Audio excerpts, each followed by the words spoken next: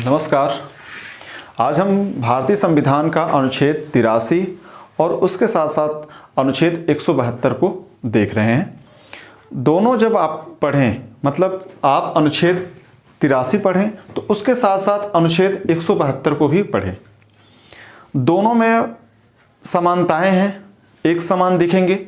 ठीक है, तो आप जब भी अनुच्छेद 83 को पढ़ रहे हैं उसके साथ साथ अनुच्छेद 172 को भी पढ़ लें। तो नोट्स बनाएं तो भी दोनों को एक साथ ही लिखें, इससे आपको बहुत याद करने बहुत आसानी होगी। तो चलिए आइए देखते हैं क्या है। ये जो मैं बोर्ड भर के रखा हूँ, ये जो लिखा हुआ है ये वेयर एक्ट की भाषा है। वेयर एक्ट से हमने उठा के हूबहू लिख दिया है। अब मैं आपको समझा रहा हूँ। जितनी सारी बातें लिखी हैं वो बस हम इतने में ही समझ सकते हैं। ठीक है, तो चलिए ये देखते हैं।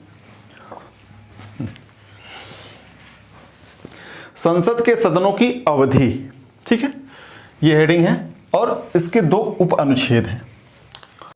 राज्यसभा का विघटन नहीं होगा। ठीक है, राज्यसभा का विघटन नहीं होगा। राज्यसभा एक स्थायी सदन है, वो समाप्त नहीं होती, किंतु उसके सदस्यों में से यथासंभव निकटतम 1/3 सदस्य, कितने?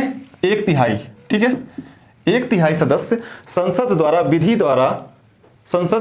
द्वारा इस निमित्त किए गए उपबंधों के अनुसार प्रत्येक 2 वर्ष की समाप्ति पर यथाशक्य शीघ्र निवृत्त हो जाएंगे।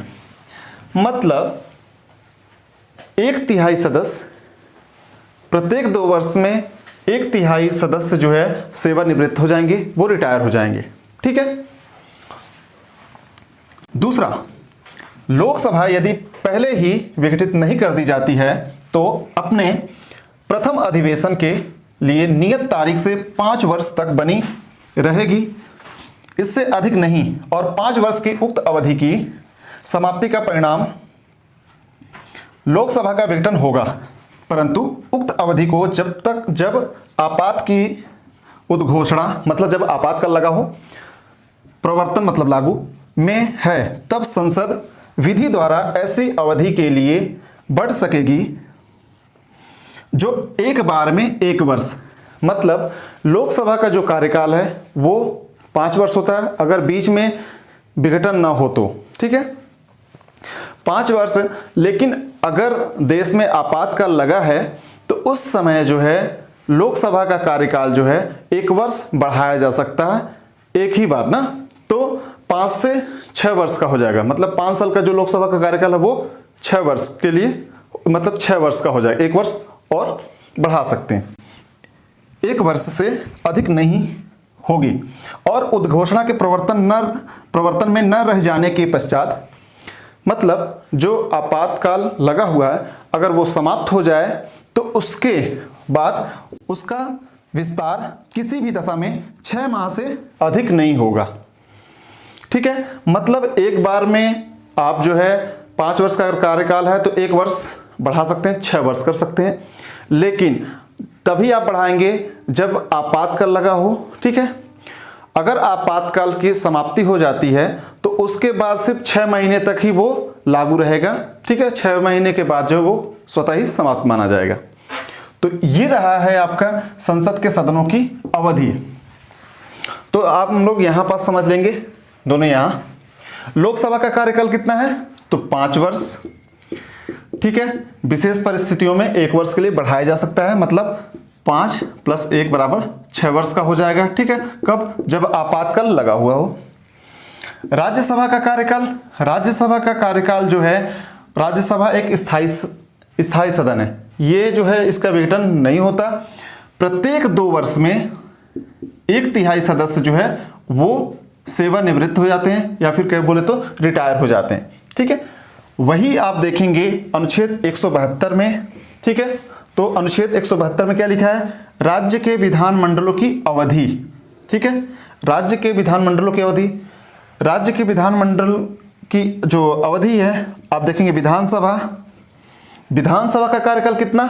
5 वर्ष, है ना। विशेष परिस्थितियों में जो है 1 वर्ष बढ़ाया जा सकता है। ये जो है विधान परिषद का जो कार्यकाल है, विधान परिषद एक स्थायी सदन है, प्रत्येक 2 वर्ष में कितने सदस्य रिटायर होते हैं? 1/3 सदस्य रिटायर हो जाते हैं। ठीक है, विधान परिषद के जो सदस्यों का जो कार्यकाल है वो 6 वर्ष होता है। ठीक है, ना कि विधानसभा का कार्यकाल। ठीक है, विधानसभा एक स्थायी सदन, विधान परिषद एक स्थायी सदन है। ठीक है, ये ध्यान रख लेना है। और यहां भी राज्यसभा एक स्थायी सदन है, ये भी समाप्त नहीं होता। राज्यसभा के सदस्यों का जो कार्यकाल है वो 6 वर्ष होता है। ठीक है, राज्यसभा के सदस्यों का कार्यकाल पूछे तो 6 वर्ष आपको बताना है, लेकिन अगर पूछे कि राज्यसभा का विघटन होता है तो नहीं। क्यों? क्योंकि यह एक स्थायी सदन है।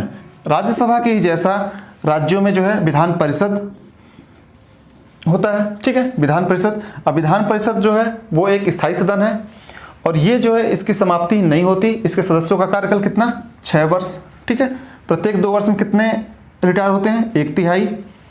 और ये जो विधानसभा कार्यकाल कितना है? 5 वर्ष।